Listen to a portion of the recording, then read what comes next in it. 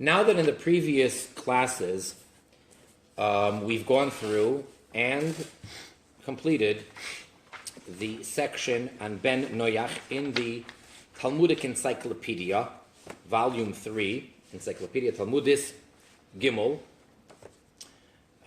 which the chief editor was Rabbi Zevin, of blessed memory.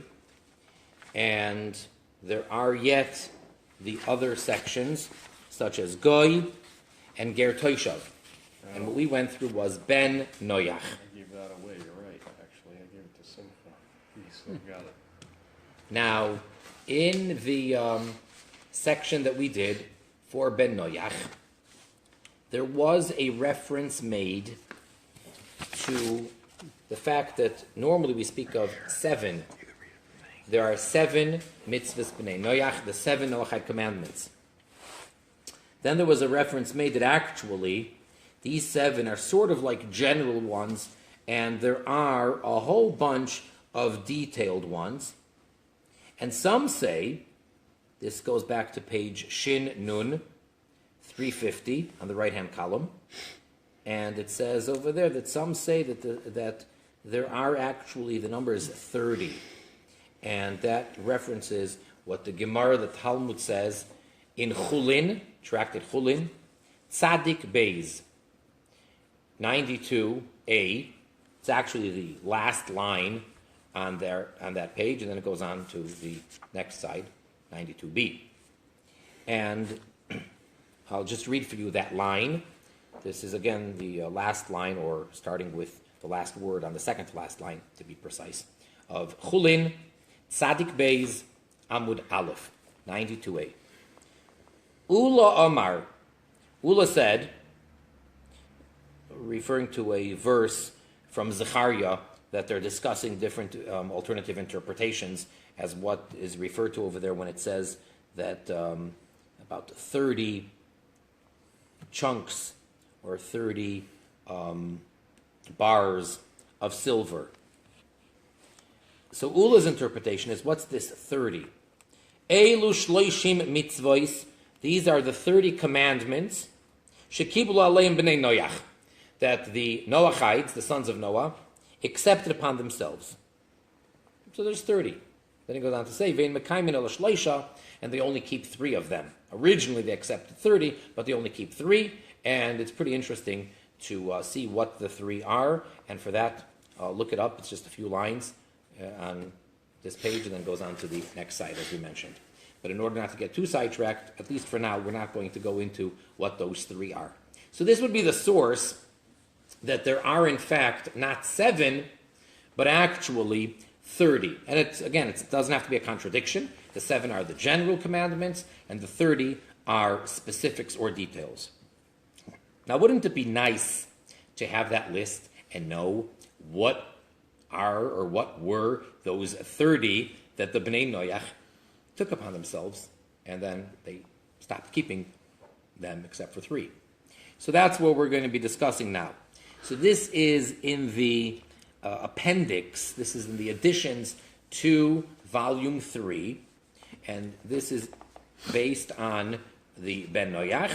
So now we're all the way in the back of Volume 3, after the book itself has formally come to a conclusion.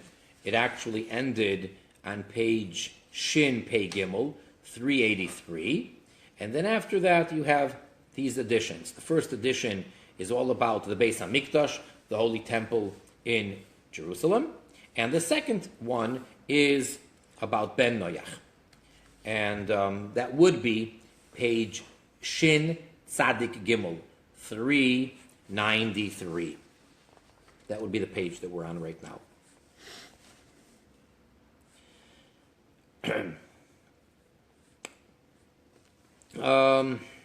If you're following along inside, it would be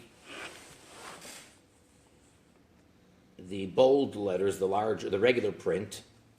The line begins shloishim, middle of the page, and after it says the reference, what it's referring to. So this is the where he said there's 30 mitzvahs that they took upon themselves. So now we can add to that which was said there as follows. Shloishim mitzvahs kiblu aleim b'nei Noach. 30 mitzvahs the Bnei Noach took upon themselves. Footnote, reference 1. Ula chulin tzadik beis aleph. That's what we just saw inside. Oy, or alternatively, asidin b'nei Noach lekabel aleihem. The Bnei Noach in the future are going to accept upon themselves. And that is, reference 2, Yerushalmi Avodah Zarah Perek Beis Halacha Aleph. So this is from the Talmud Yerushalmi. All right, not that the Bnei Noach took upon themselves in the past 30, but they will accept upon themselves 30. Ulam, however, Elu Loinis Parshu. These 30 are not explained. That's what Rashi says on Chulin, Tzadik Beis, where Ula says Shloishim mitzvos. On that Rashi's commentary, Loinis Parshu. They are not explained. And from here is where we derive, where we get it from. But they're not. We don't have a list of what they are. And then there is a footnote in the Talmud on the side, in the margin of the page, where it tells us which source to look for, where it does actually go through the list, various different sources, where it does give you the list. And that's what's going to be discussed over here. So we don't really have a list, at least not in the Gemara, not in the Talmud Bavli, in Chulin, nor in the Talmud Yerushalmi, in Avodah Zarah. The Talmud doesn't give us a list, it just says that there's these 30 that either they had or that they will have. Achein, however, Geoinim v'rishoinim tarchu lemanoisan. The sages, post-Talmudic sages, the Geoinim, which is basically the era shortly after the conclusion of the Talmud. I mean, there was one other short area in between, but it's pretty much after the conclusion of the Talmud. And then the Rishonim is the next era, such as Rashi, Rambam, etc. They troubled to list them. They did do the work and come up with what is this list of 30. And now we're going to go through various Go'inim and Rishonim. Rav Nisim Go'in. One of the Go'inim, his name was Rav Nisim. Not to be confused with Ran, who was a Rishon. This is someone who came earlier. This is Rav Nisim Go'in. Mana es Sheva Mitzvahs Bnei Noach. So Rav Nisim Go'in, he lists the 7 Noachite commandments, and they are Dinim, civil laws, Birkas Hashem, blasphemy, Avodah Zarah, idolatry, Gilui Arayos, adultery, Shvichus Damim, murder, Gazel, robbery, Ve'ever Minachai, and eating from a living animal. So those are the traditional 7 that we all know. V'hoisif aleihen, and then Rav Nisim Goin adds to these 7, Mashoisifu atanoim, that which the Tanoim, the Mishnaic sages, added, Besugias HaGemara B'Sanhedrin, in the discussion in the Talmud in Tractate Sanhedrin on page 56b. And that is, in addition to those 7, Dam Minachai, the prohibition against eating or drinking blood from a living animal, not just Aver Minachai, not just a limb, but even blood. Sirus, what's the word in English? To mutilate. Castration, thank you. Kishuv, witchcraft. Kol ha'amur meparshas mechashev. And then everything which is written in the Torah where it speaks about witchcraft and all that related that a Jew is forbidden to do. So everything that's written there, he applies to the Bnei Noach as well. Such as, Ma'avir b'noyu b'itay bo'esh. There was a certain type of common practice that a father would take his child or his children and he would designate them for a certain type of Avodah Zarah. He'd give them over to the priest by having them walk through a fire, or there was a fire on 2 sides, and they walked through a path. Kaisim Kisamim, a type of black magic, or something like that. Me'oinein, certain type of superstitious behavior. Menachesh, also. Mechashef, another type of witchcraft or magic. Chover chaver, that's another type where a person would, be able to speak by doing all sorts of different things. Shoyel oiv, or to ask of the oiv. All of these are explained in the Gemara over there in Sanhedrin, and Rashi and Chumash explains them, and then the Rambam in Hilchos Avodah Zarah explains them all. And then there's the Yidoini, where a person takes a certain type of a bone, and then they start speaking V'doire shel hamesim, and to speak to the dead. So all those things are forbidden. And in addition to that, Harboas behema, to crossbreed animals, V'harkovas ilan, and to cross-graft a tree. All right. The Rambam kind of goes over some of these. For Jews. Oh, but we're saying that also, all of these, of course, everybody agrees, these are from the 613 mitzvahs. What Rav Nisim Goyen is doing is, he's saying that these also apply to Bnei Noach. But the Rambam does. He brings in like the grafting and some of these other things. I think the witchcraft stuff he brings in. For Bnei Noach? Mm-hmm. Where? Chapter 9, I think. It's like, unfortunately, I could only pull it in Hilchos Melachim? I think so, yeah. For grafting. And let's take a quick look. Yeah, well, I don't know where it's at, unfortunately, so. Let's look real quick. I'm pretty sure grafting's in there. Rambam goes over some of these. Mm-hmm. I'd be able to help, but only in the English. I can't go that fast in the Hebrew.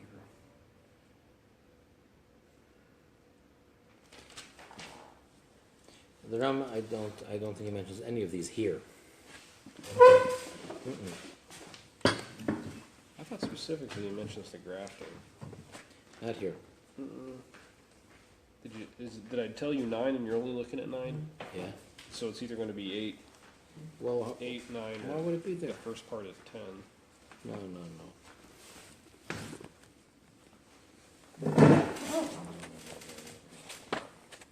Oh. 8 is just introducing it through the Yafas Toyar. Oh, you know what? Maybe I can. Okay. It might be elsewhere, like in the section that deals with these particular prohibitions. Yeah. So you might mention over there that. If you don't want to waste. Oh, time. here you are. Okay. Sorry, it's in 10. Okay, Mipia Kabbalah. We have an oral tradition back to Moshe Rabbeinu. The Bnei Noach are not allowed to crossbreed and to cross-graft. But then he stresses as bilvad, just that. In other words, don't think... It's like a Yisrael type thing. I'm saying don't think that, so a whole bunch of other prohibitions. So he said, no, there's 7, and I listed the 7, and I explained the 7 in detail, and then he adds, this is chapter 10, halacha 6, that we have a tradition, an oral tradition from Moshe Rabbeinu, that Bnei Noach are also forbidden in these 2 things. Very good. That's right. So he certainly doesn't go on through this whole list of witchcraft and all that stuff. But he does have 2 of them. It's like he touches on it randomly on some right. Other things. Okay. Then we continue and we say as follows.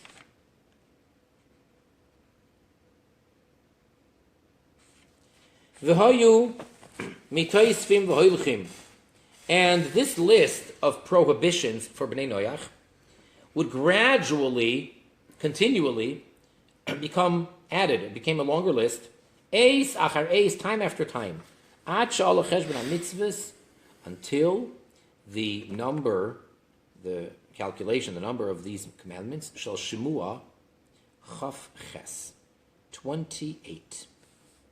So the list went from 7, accumulatively, progressively, they came to 28.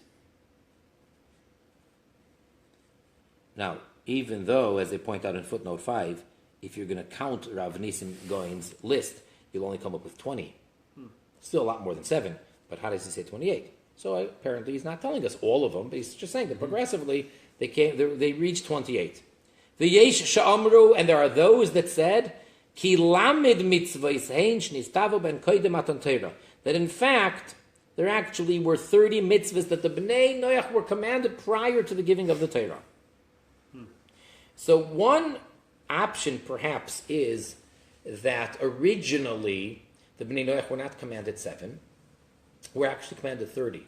But then, when the Torah was given, and that's why they need to keep them today, because, as the Rambam says, and we stress so many times, because they're God-given at Sinai through Moshe Rabbeinu, then the list is 7. In other words, Hashem said these are the 7. He sort of revoked the rest of them. That's one possible way to learn. Mitoich Dvarav, but getting back to what they say over here. So from these words of Rav Nisim Goin that we just quoted, Achar Kach, from his words, so afterwards, Mashma, it is implicit, Shemona ben ha-mitzvahs hanilmadois, that he counts, he enumerates amongst the mitzvahs which are derived, min ha-pasuk, from the verse Vayitzav Hashem Elokim. As you recall, in the article itself, so there was the various sources of how do we get each one of these 7. So a lot of it is based on the verse where God places Adam in Gan Eden. And it says over there, Vayitzav Hashem Elokim, that he was commanded by Hashem Elokim. Games ha-mitzvahs. So also those mitzvahs. So what do they count from there? Chiyuv Yedias HaKadosh Baruch Hu, the obligation to know God, and to adhere, to hearken to his voice, and to worship him. So perhaps that's how you get 30, because if the list has, if he says 28, and then you add these, that could be counted as another 2. Well, be that as it may, it's certainly much more than 7. So let's see. If you add to the 7, Daminachai, Sirus, Kishuv, Moinin, Nachish, Mechashiv, Chivachaver, Shoyl Oiv, 10 more, Yidoini, Derish Lamesim, Arbas Beimar, Kovas Ilan, 14. 7 and 14.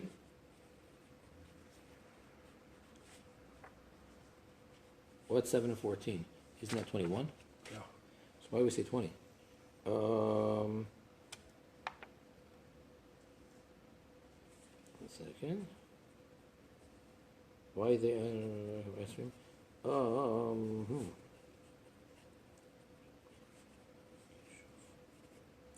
Oh, maybe Kishuf includes all of those. Okay, yeah. In other words, if you count the ones that the Rav Nisim Goin explicitly says, and you add them to the 7, you'll have a total of 20, because it's 7 plus 13. Okay, but be that as it may, the number is 30. So either there's a bunch more, or as we find that, we have these others. So that's one opinion. So we see a whole bunch more. Next, Rav Sadia Goin, another one of the Goinim, whose name is Rav Sadia Goin, or otherwise known by the acronym Rasag. Kosav, he wrote, Shematzanu mefurash, that we found explicit, Shayu lahem oisan mitzvahs, that they had particular, specific, identical mitzvahs. Kigoin, for example, Karban, to bring an animal as a sacrifice. Umaiser, to tithe. V'yivama, and to marry one's sister-in-law. Right, one's widowed, without children's. No, yeah, right. That thing. Right, yeah, that whole that right, which I don't know. Say that in English. Is not one word. It's yibum, which basically the case is if someone who was married died childless, so his brother is obligated to marry the widow. V'chein bevadai nitztavu kain v'hevel al sholish hamitzvahs shekimu. And the Rav Sadia Goin says, likewise, certainly, Cain and Hevel, the sons of Adam and Chava, second generation of mankind, they were certainly commanded on those 3 mitzvahs that we find that they kept and that they did. Namely, Karban Behema, a sacrifice of an animal. Karban Mincha, a sacrifice of flour. the kiddush habechoros, and to sanctify the firstborn. Shelohen koiroi hakorban hakravas habikurim, and that is the bringing. Well, not the firstborn, but shelohalon koiroi hakravas habikurim, the bringing of the first fruit, because we find that Cain and Hevel brought their offering to Hashem, so he brought from the finest, from the first fruit.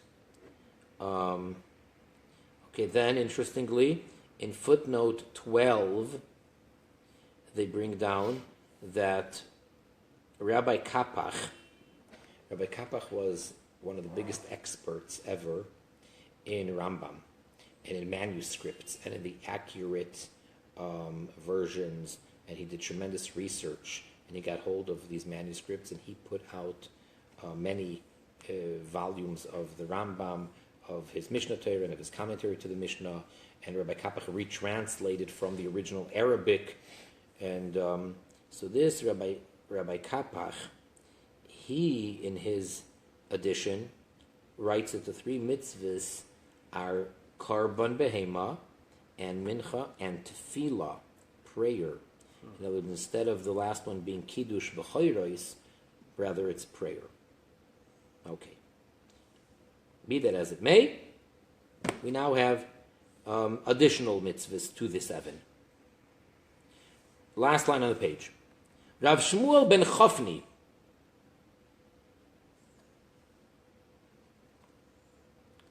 Moine Shloishim HaMitzvahs Kidil Halon. Rav Shmuel ben Chofni, this commentary, he actually lists the 30 as follows. Next page. Here comes a list of the 30. And we're on page Shin Tzadik Dalit. It looks like a chart. Page 394. Now on the right-hand column, under the heading of Hamitzvah in that small print, you're going to see a list of Aleph, Beis, Gimel, Dalit. So it lists, it numbers, numerical numbers in Hebrew, 1 through 30. On the left-hand side, the corresponding left-hand side, it says Hamakar B'Torah. What is the source, the proof text from the Torah to this mitzvah, to each one of these 30? Where do we find that a Ben Noach was commanded? It's easy to say where to bring a verse, because if it's one of the 613, so of course it's in the Torah. We're trying to show how does it apply to Ben Noach. So, what I think we're going to do, I hope it's not going to sound too repetitive, we're going to first kind of run through the list of the 30 without the source, and then we'll go back and do them over again with a source. So I'm reading the right-hand column where it says Aleph. Number 1, Yichud Hashem, the unification of God's name. Rabbi, turn, is that the same thing as Achdus Hashem? Yes. Okay. Yeah. Yichud is the act of doing it. Achdus is the noun. And that would be like getting rid of Shituf. Correct. Like that. Correct. And for the Jewish person, it's a separate mitzvah than believing in Hashem. Believing in Hashem, we learn out from the verse Amechi Hashem Alekecha, and Yichud Hashem is from the verse Shema Yisrael Hashem Elokeinu Hashem Echad. Okay. Beis, number 2, Avodah Zara, idolatry. Gimel, Birkas Hashem, blasphemy. Dalet, Tefillah, prayer. So for all those that were wondering, what about prayer for Bnei Noach? Are we obligated to? Can we? Should we? Well, it's in the list of these 30. Hey, number 5, Shvuas Sheker, to swear falsely. Vav, Harigas Adam es Atzmoi, suicide. So that's a separate one than murder, than spilling blood. Zayin, 7, Harigas Adam es Ulasoi, murder. So in the list of 30, they're considered 2 separate mitzvahs. Ches, 8, Eshes Ish, adultery with a married woman. Tes, 9, Harichas Nisuim al Yedei Moi Harumatan Kadesha Te'asar al Zulasoi, to have a formal wedding ceremony by giving, I don't know if the word is dowry, but by presenting her with something in order to make her forbidden for anyone else. Yud, 10. Achois, sister. That means not to have relations with a sister. That type of is a separate thing from a married woman. Yud Aleph 11, Mishkav Zachor, to act, the homosexual act. Yud Beis, Harboas Behema, crossbreeding animals. Yud Gimel Sirus, castration. Yud Dalet 14, Nevela, to eat an animal that died on its own. Interesting. Yeah. Tezvav 15, Achilas Eiver Min Achai, eating the limb of a live animal. Tezain, dam, blood. Oh, Rabbi. Yes. I'm sorry. When he says nevela, does he mean not to eat nevela? Yeah. Oh, really? What do you think it means? To eat nevela? Well, maybe. Or maybe to take nevela, like the Oh. You see what I'm No, saying? because we're going to see the reference, the proof text that he's going to bring. Right. 16, blood. 17, Yudzayin. Kilayim bevehemois. A mixed breed of animals. No, there's one thing is you're not allowed to crossbreed them, and then the other one is, I guess, benefiting or using such an animal. 18 is missing in the manuscript. We don't have it. So they put in parentheses, Chaser Ichsavayad. So the manuscript of this commentary that we have this list from, we're missing number 18. So there is an 18, but it's either blurred or whatever, so we don't know what it is. You test 19. Karbonis me'abehemois hatahoirois. To bring sacrifices only from kosher animals. Chaf 20, gezel, robbery, stealing. Chaf Aleph 21, kibud avaim, honoring father and mother.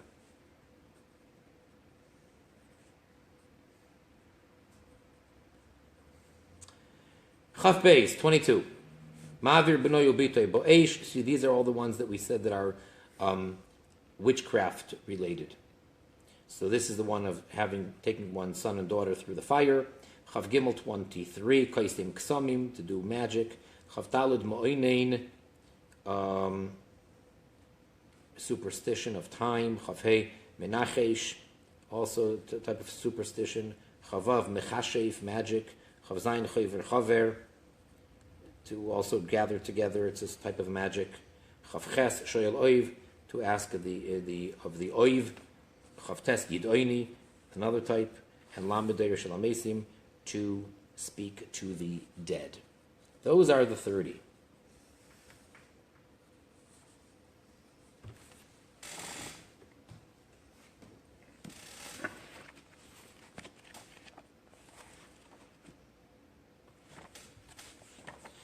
All right. Now, let's see the sources for all of these. You may want to open up a chumash to see them inside. Otherwise, we're going to just read the words and tell you where the verse is. First one. I don't want to take so much time. He doesn't bring a source for Yichud Hashem. There's no because it says Shema Yisrael Hashem Elokeinu Hashem Echad. That's the same verse that... the Chidah? Yeah, the Chidah. Right. But it seems strange because, if anything, it seems to speak specifically to the Jews. Like, how many of the 613 mitzvahs do they clearly say Yisrael? Of course, it introduces a many mitzvahs. Vaydaber Hashem Moshe Leimer. God spoke to Moses saying, Daber b'nei Yisrael. I understand that. But here, the verse says, Shema Yisrael. Hero Israel. That's right. And it says it a few times, not too many times. So you'd think that that's exclusively for the Jew. Which it really... Well, in Hasidus, the Tzemach Tzedek discusses that for a non-Jew, all you can demand of him is to believe in God and not to be an idolater, but to exclude shituf, that cannot be demanded of them. So perhaps that's why it says Shema Yisrael Hashem Elokeinu Hashem Echad. However, we do find that the Chidah, in the episode, that whole story that he himself documented and brought down in the book, and it's in the Sikh of Shem Mitzvah Ben Noach, where the Rebbe Mashiach brings down in the footnote this Chidah, that he said, I met a non-Jew, and he was very receptive, and after interrogating him, I saw that he, in fact, is not at all an idolater, and he is ready for the truth and everything. And then I told him, and a few things that he told him to do was we told him to daily say the Shema Yisrael, which is quite interesting because it says Shema Yisrael. But, And to keep away from shittuk. he told him, those are the words it says there? Yeah. Very good. Isn't that cool? Yes. Very interesting. Yeah, because he saw that he's up to that. Number 2, he said Avodah Zarah. That's going to be amazing back then. Where do we find the source that non-Jews are not allowed to worship anything other than God? Vayitzav Hashem Elokim al ha'adam. So that again goes back to Bereishis, when Adam was placed in Gan Eden, and that is Bereishis chapter 2, verse 16. All right, then the next one, blasphemy, it doesn't bring down a source. Tefillah, number 4. Where do we find in the Torah that there is a commandment for a non-Jew to pray? So, he says as follows. Ma'amaroi la'avimelech. God's word to King Avimelech, that's in Bereishis, chapter 20, verse 7. V'yispalel ba'adcha. He told him that Avraham, the husband of the woman that you kidnapped, not knowingly that she's a married woman, and you wanted to marry her, so don't worry, return her to her husband, and he'll pray for you because Avimelech became sick and his whole household and everybody. So he says very simple. If Avimelech wouldn't have known about tefillah, about prayer, he wouldn't want that. Like, why would he be interested? What is God telling him? He's going to pray for you. What does that mean? Those are the words that Hashem says to Avimelech. He will pray on your behalf. Which means that Avimelech was aware that there's a concept of prayer. And that it works. Yeah. So that is where we find that Ben Noach have commandment of prayer. All right, next one. Shavuas Shaker. We said it's forbidden to swear falsely. And the source for that, so the verse in Bereishis 21, verse 23. V'atei shavali ve'elokim. And now swear to me by the name of Hashem. And again, this is Avimelech speaking to Avraham. And he says, I want you to swear to me that you're not going to do anything wrong to my descendants, to my son or my grandson, anything like that. V'ilu hayamamin. And if Avimelech would have believed shemuter lafer as hashvuos, that you're allowed to annul your vow, he wouldn't have demanded of Avraham. So the fact that he says, swear to me by the name of God, proves that he understood and knew that it's forbidden to break such a vow. Well, now, because he's aware of it and because he practices it, how do we then... We're trying to determine prove where that, do we find that there is even such a concept by Ben Noach. Yeah, there's a concept, right. So that's it, we found it. Okay. That's good enough. You're right, it's not as strong as the verse that says, Vayitzav Hashem Elokim, back to Adam, where it says God commanded, and then we derive from every word over there what the 7 are. But here we find that they have, awareness of it and an association to it. 6, where do we find that it's forbidden to commit suicide? Ach es dimchem. Because the verse in Bereishis, chapter 9, verse 5, says, your blood, that I'm going to demand your blood from one who spills blood. And number 7, to kill the other person. So it says, shefich dam ha'adam. The next verse over there says, one who spills a man's blood. Number 8, how do we know that it is forbidden for a person to commit adultery with someone else's wife? V'hi be'ulas Baal. Because, again, going back to Avimelech, in chapter 20, verse 3, when Hashem appears to Avimelech and reprimands him and tells him what kind of a grave mistake he made. So he says, the woman you took is a married woman. So, from there we see that he understood that a married woman is not for him. Number 9, where do we find that it would be an idea for them to get married and for the man to give anything to the woman to become his wife? So from there we have it like this. Harbu alai ma'oid moihar umaton ve'atena.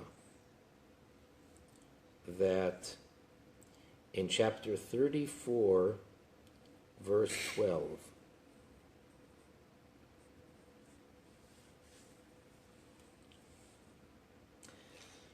was that Shechem speaking to the sons of Yaakov.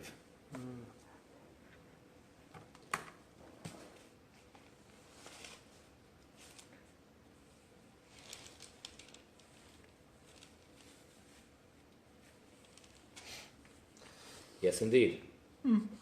He wanted to keep Dinah, whom he kidnapped and raped, and he says, inflate exceedingly upon me the marriage, settlement, and gifts, and I will give whatever you tell me. So where in the world do you have a concept that he's supposed to pay for a woman to be his wife? There you go. The prohibition of marrying one's sister. Imrina chaysiat. So again, Bereshis, chapter 12, verse 13, that when Avraham was afraid that they're going to take Sarah away from him, or rather they would kill him, so when they go traveling to Mitzrayim, so Avraham told Sarah, say you're my sister. So what would that help? Maybe she's still his wife. There you go. Obviously, if she's his sister, she's not his wife, and that's how we see the Ben Noach. With that. 11. Mishkav Zachor, homosexuality. How do we know that's forbidden? The act. Because the verse says, V'dovak bi'ishtoi. Back to Bereshis chapter 2, verse 24, when originally, after God created Chava, so God says to Adam that a person shall leave his father and mother, and he shall cleave to his wife. For loy bezachor, which clearly means to his wife and not to a male. So it's forbidden for a man to be to cleave, to stick to another man as he would with his own wife. 12, harbas behema. Where do we find that it's... I'm sorry, did I say crossbreeding by harbas behema? Mm-hmm. Oh, no, that's kilayim behemois. Very important. Okay, so when we mentioned it, every time we mentioned it, which we also had it, when was the first time we mentioned it in today's class? Our boss behavior. Yeah, Where did we have it? Did we have it on the previous page?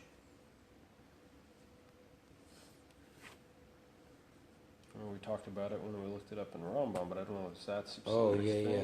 Okay. I am so sorry for all those listening and for the record. I stand corrected. Very simple mistake. I'm sorry.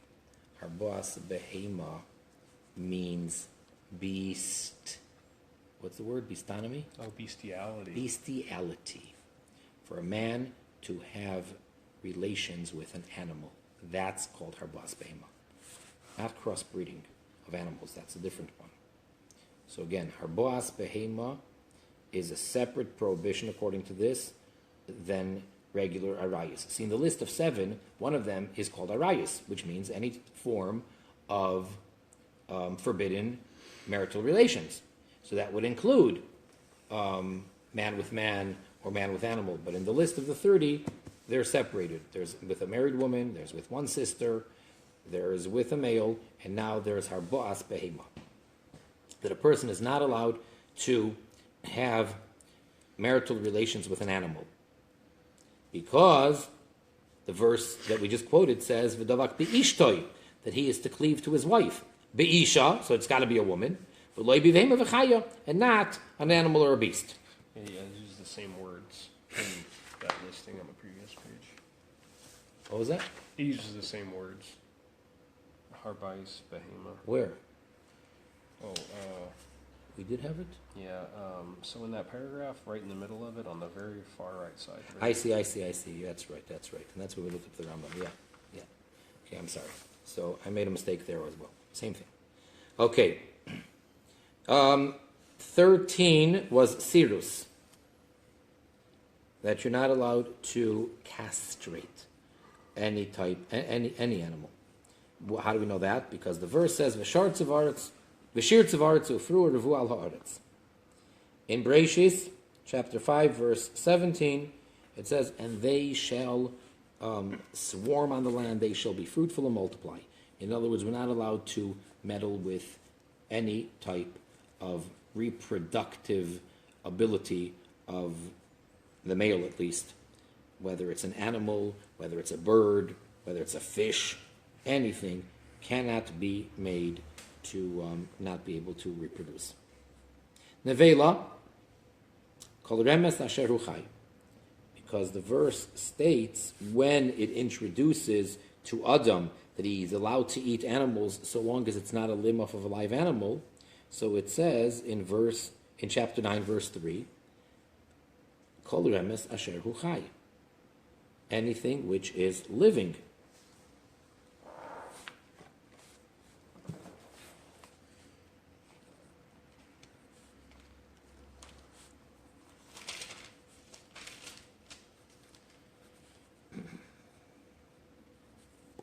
Yeah, this is where he's allowing man to eat anything other than vegetation. We're allowed to eat meat. However, it says, Kol remes asher hu chai. Every moving thing that lives shall be food for you, meaning it has to be killed from its living state. It can't be dead because then it's not living anymore. So not only can you not eat Ever Min HaChai, you also can't eat Nevela. And then Ever Min HaChai. So that, of course, is from the very next verse over there, number 4. It says, Ach basar b'nafshei damoi, that any flesh within its own life is its blood. Okay, for blood it doesn't bring a source.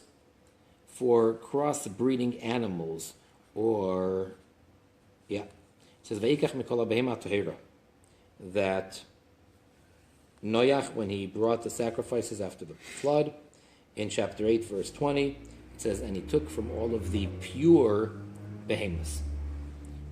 So from that we would derive that you can't mix. 18 we Do don't we have. have anything for what? Nothing. Oh, wait, 17 was benefiting from the mixed breeding of animals? No. So I'm saying that's where I was mistaken. Oh. Because I said that because I thought crossbreeding was the other one. It means crossbreeding. Oh.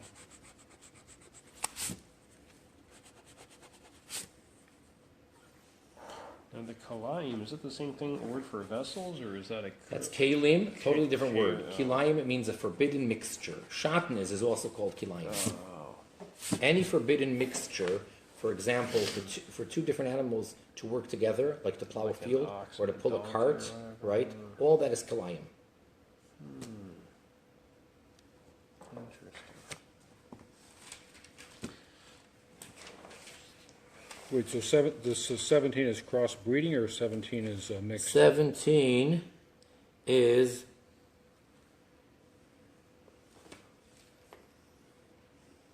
Kalayim. yes, crossbreeding. Because it says, then Noach built an altar to Hashem and took of every clean animal and of every clean bird. So it's got to be in its pure state.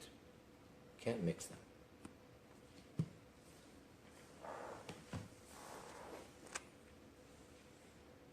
$18 we don't have. $19 they don't bring a source for. You think 19 would have been the last one there? Sacrifices from kosher animals. would be Right. From Yeah, so maybe that's very obvious. That's why 820. yeah, could be. Could be that's why it's not even necessary to bring it down, because it's so obvious. Just like they didn't bring down one for blasphemy. Could be that was the same one as the one for Avodah Zarah. Going back to number 2 and 3. Right, because that's straight out of this. That's Right. one of the straight up 7. Right. Which the next one is also a straight up 7. And it still brings a source. Which one? Oh, it does? Oh, where are you saying where we are? Stealing? Yeah, it does. It brings a source for it, yeah. Okay. So stealing, the verse says, "Vatimalei haaretz chamas," that the earth became filled with, how do you say that in English?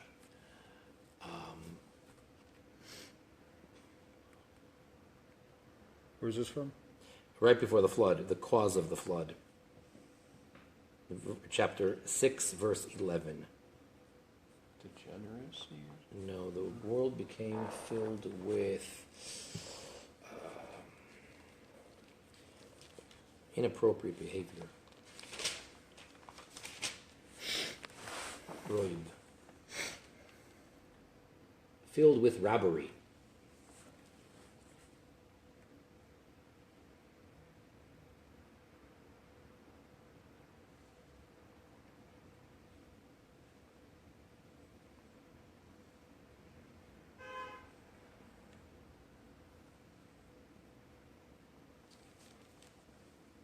All right? And then it says, Aloidois Be'er Hamayim, the fight that the shepherds had about the well of water. And that is chapter 21, verse 25.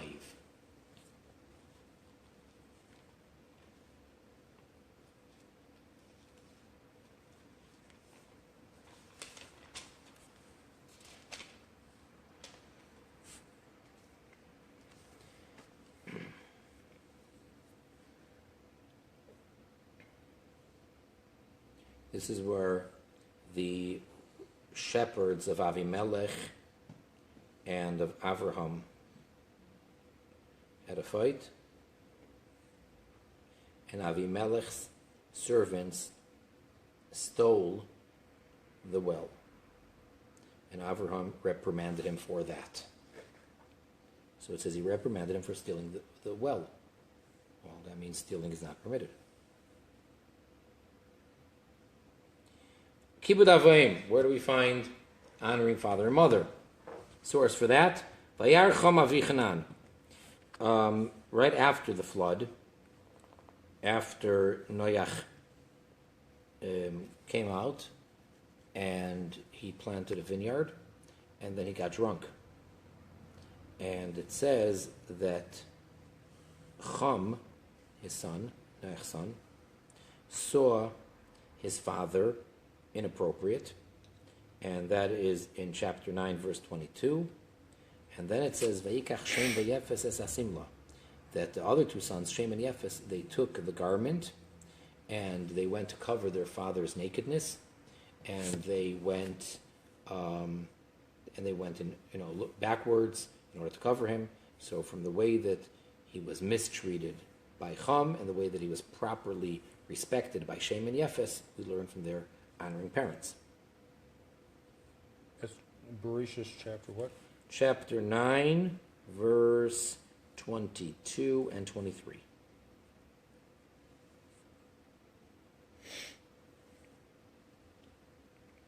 Now, for all of the others, basically 22 through 30, which we said they're all witchcraft or things like that, or idolatrous related. Mm-hmm.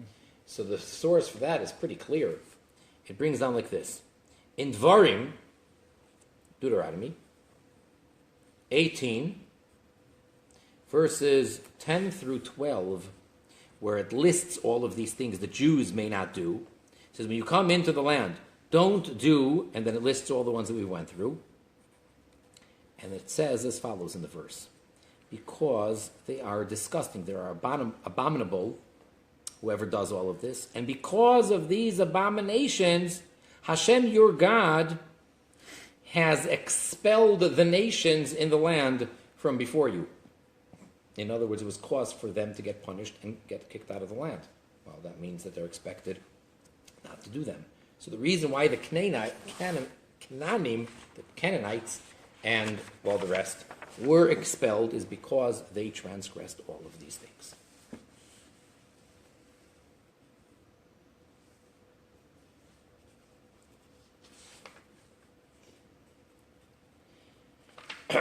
Top of the next page, continuing from this list though, it says as follows. Misheva ha-mitzvos, from these 7 mitzvahs, chasera b'rishimasoi, he's missing from the original 7 mitzvahs dinim. If you look in the list, so he doesn't have dinim, a court system. Umeidach kisin, on the other hand, Nelam meitanu, we are missing Maya mitzvah yudches b'rishimasa. What's his 18th? We don't have that. Like we said, it's missing in the manuscript. So we don't have the 18th. Shekeni chaser b'kisvei hayad, because it's missing in the manuscript. Okay, so we do have officially number 30, but we are missing. The next one, he's known as the Rameh Mipano. Reb Menachem Azariah Mipanoi, otherwise known with the acronym of his name, Rameh of Panoi. Pireit Afhu Es Shloishim HaMitzvos. He also lists the 30 that Ula mentions in the Gemara. The Rashi says we don't know what they are. He lists them as well. Upireish, and he explained, Sheshloishim HaMitzvos Hein Pratein Shel Sheva Mitzvos Bnei Noach HaKloliyos. He says clearly, the Rameh Mipano, that these 30 are details of the 7 general. They're not just additional mitzvahs. He says the 7 are general, and included in all those 7 are the rest to make it 30.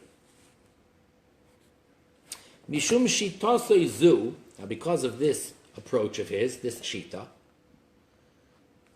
Sudra Reshima de Lahalon, we therefore organized the following list, Lefi Seder Sheva Mitzvahs, according to the order of the 7 mitzvahs. They're going to put which ones of these additional 20-some fall under which of the 7. And then on the side, we're going to list which ones correspond to the list that we just went through. So to be able to put the 2 lists side by side. Because obviously, they're going to be mostly all the same mitzvahs. We're just going to put them now according to the order of which one of these fall under which category. So right now, this list is not just going to be, well, basically it's going to be a repeat of the list we just did. These are the 30, these are going to be the 30. But here the point is going to be, we're going to show which ones fall under. Every one of these additional ones has to be a subdivision of one of the original 7 commandments. Aleph. Okay, so now in the extreme right is going to be the Rameh Mipano, this new list. In the middle column is going to be Rav Shmuel Bar Chofni, which was the list we just did on the previous page. And then in the left column, it's where they discussed it in the article on Ben Noach that we did. I'm going to tell you which page or which footnote or whatever it was discussed. So we're going to basically be focusing on the 2 columns of the right and the center. Number 1, Avodah Zarah. Okay? And what's included in Avodah Zarah? All the ones that we said that are Avodah Zarah related. So we have number 2, Ma'avir Bo'esh, to put one's children through the fire. Koisei, magic. Mo'enein, superstition. Menachesh, also a type of superstition. Mechashef, magic. Chaver chaver, to gather together and then to do some kind of magic stuff. Oiv and Yedoini and Deir Shalom Mesim, to speak to the dead. Okay. Beis. Gilui Aroyos, adultery. So far we're holding up to number 11 now, because we just had Avodah Zarah plus 9. So now we're doing Gilui Arayos, that would be number 11. And then 12, Peru, be fruitful. 13, Rivu, multiply. You know, it's 2 separate mitzvahs. And what's the difference between Peru and Rivu? What's the difference between fruitful and multiply? Make sure grandchildren. Good guess. Nope.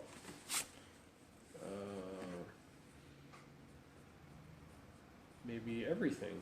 You be fruitful and, I don't know. Peru, the way Rashi explains it in Chumash, would imply, if it only said Peru, it would imply every person or every couple has to bring 1 child to the world.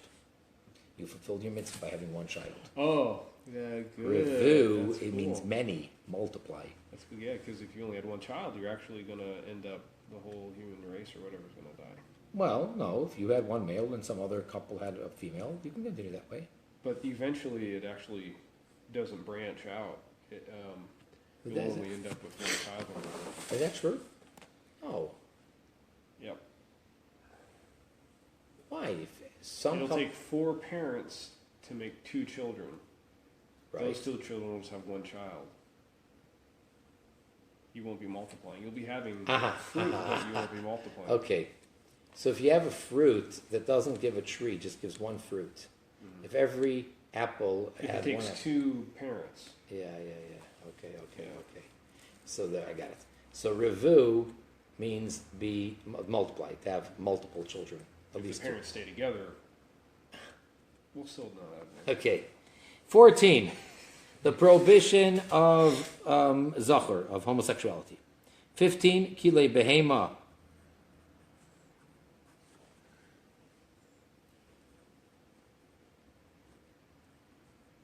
This is the crossbreeding. This is kile behema, crossbreeding animals. That's under the prohibition of adultery? Yes, because you're causing the animals to behave like an adulterous act. They're supposed to stick to their own kind. Oh, it's almost like bestiality for them or something. Right. Interesting. And then sirus would be castration. And then our kovas ilan, the prohibition of cross grafting in the world of vegetation. That's also a form of adultery. Taking a peach tree and a pear tree, that's not a match. Next page, the list continues. We're on page Shin Tzadik Vav, 396. And we're up to the 18th mitzvah, which is the third of the 7 mitzvahs, Shvichus Dami, murder. Interesting now. What's the subdivision of that? Number 19. Soiter lo yoishal Yisrael. One who slaps, one who hits a Jew. Yeah.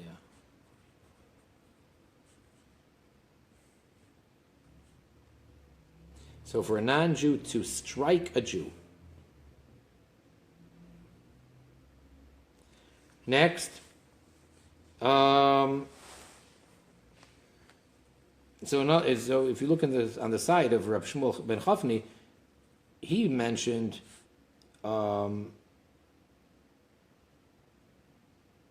suicide and homicide. And he doesn't. Rameh Pano just says for murder, one is called murder, and the next one is to hit a Jew. So he doesn't break it up as far as in the same way. Number 4, which is mitzvah 20, is blasphemy. So that would include kavod haTorah, to honor, to respect the Torah, which makes sense because the Gemara we said in Chulin, it says they didn't keep them except for 3. So one of those 3 that they do keep is honoring Torah.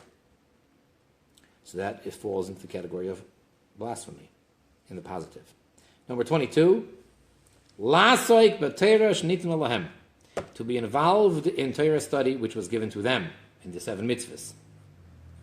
Number 5, which is number 23, Gezel, robbery. So the next mitzvah, number 24, Shaloi lasik b'Torah meirasha, that they're not allowed to be involved in Torah study, which is the inheritance for the Jewish people. So very interesting. In other words, they have 2 mitzvahs here.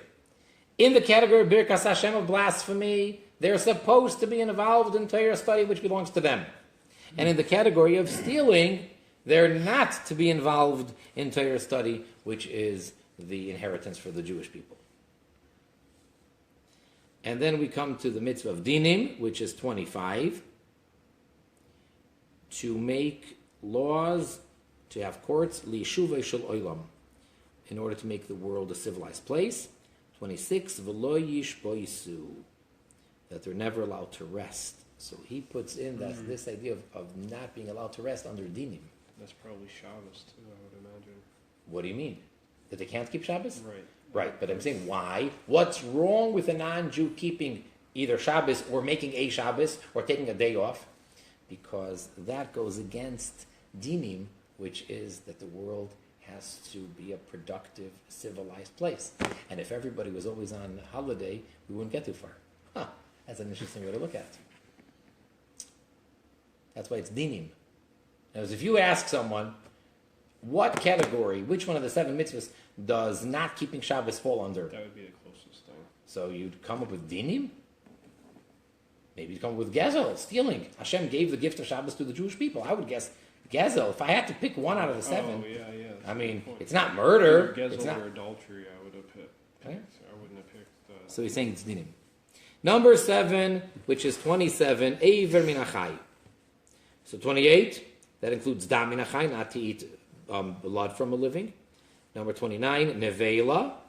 And number 30, Basar Hames, which would be, I guess, from a human being, not to eat the flesh of a person. And that's the Ramah. And that again fits with, this is the Rameh Mipano. Don't confuse it with the Ramah. Oh, okay. The Rameh Mipano was much before the Ramah. Really? Okay. And that again fits with what the Gemara in Chulin says, because another one of those 3 is that they don't sell human blood in public in a butcher shop. Yeah. So those are the 30. Blood or flesh? Flesh. So we actually have a big discrepancy between these 2 lists of 30, and that's why they put them side by side to compare the 2. So even though there's a lot of an overlap, but there are many that are very different between the 2. And at the very end, at the bottom, mitzvahs meisafos, additional mitzvahs.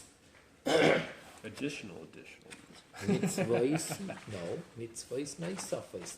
Yeah, right. Yeah, additional mitzvahs. Yes, making a joke. You're right. Meiser to tithe l'das Rav Sadia Goin, as we said earlier, according to Rav Sadia Goin, they have a mitzvah to tithe. Yavama l'das Rav Sadia Goin. Okay, he said that the mitzvah of Yibum applies. Lishmoya b'koiloi Yibum, the marrying the brother-in-law of the deceased marrying his deceased's brother's wife, if they had no children. Lishmoya b'koiloi, to hearken to Hashem's voice, according to Rav Nisim Goin. Yidiyas HaKadosh Baruch Hu, to know Hashem, according to Rav Nisim Goin.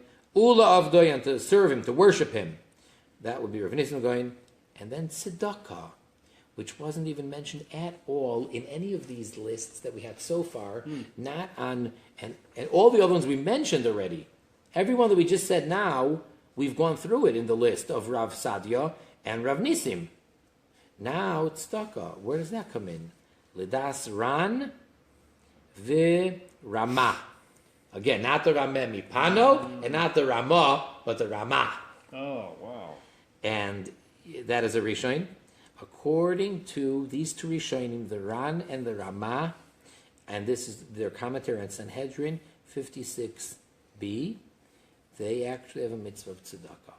And interesting, because this was a discussion, it's on tape, it was a discussion between the Rebbe Melech HaMashiach and Reb Aaron Soloveitchik. Really? About tzedakah for Bnei Noach. Oh, well, so what happened? What was going on? Well, the discussion, they were talking about it and bringing down these opinions, how it does apply. And they both agreed? Yes, which was very interesting.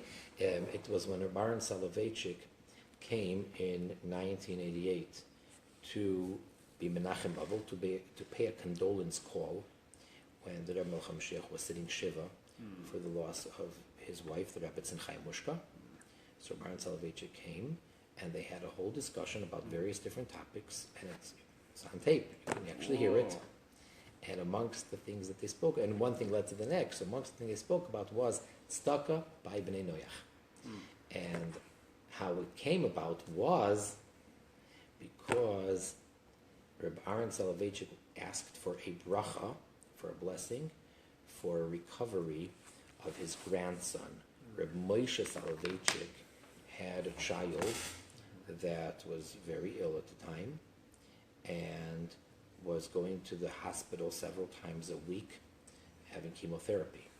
So Reb Aaron Soloveitchik mentioned the boy's name and his mother's name, asking for a blessing, and Reb Aaron was speaking about his grandchild, saying that the child is a tzaddik. He's righteous. And he was saying that he goes to the hospital for chemotherapy, and he takes with him a book of Mishnayos, a Mishnah. This is a child, and he's going there to study Mishnah while he's in the hospital for chemo. So he wanted to bring out how righteous the child is. So the Rebbe Melech HaMashiach said, you mention that he's a tzaddik. That is associated with tzedakah. Therefore, you should take with him a tzedakah box, a charity box, to the hospital whenever he goes. And then they got to talking about A lot of tzedakah. non-Jews work there. No. Then they just got talking about tzedakah, how important it is, and even part of Sheva Mitzvahs Bnei Noach. How is it part of Sheva Mitzvahs Bnei Noach? And that's when they were mentioning this. Oh, wow. I believe that's how that part of the discussion went. Wow.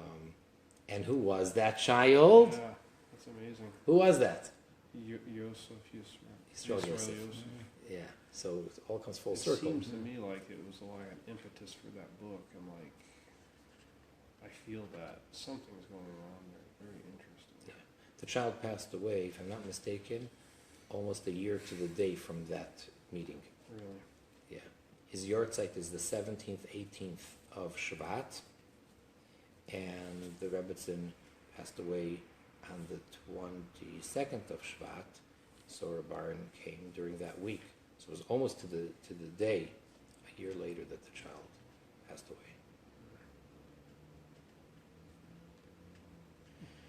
Must have been a tzaddik. Although it's a much shorter class than usual, but I think at this point we're going to conclude, although there's a lot that one can do, but we'll leave that up for whoever wants to continue the research and do their own homework.